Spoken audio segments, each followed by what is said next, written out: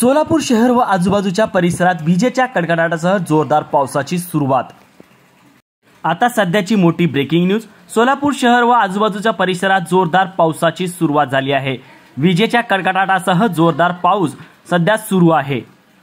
विजेच्या कडकडाटासह जोरदार वादळ आणि पाऊस सध्या सुरू आहे।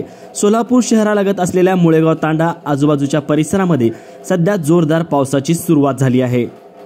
आताच्या क्षणाची सर्वात मोठी बातमी। सोलापूर शहरात व आजूबाजूच्या परिसरात जोरदार पावसाची सुरुवात।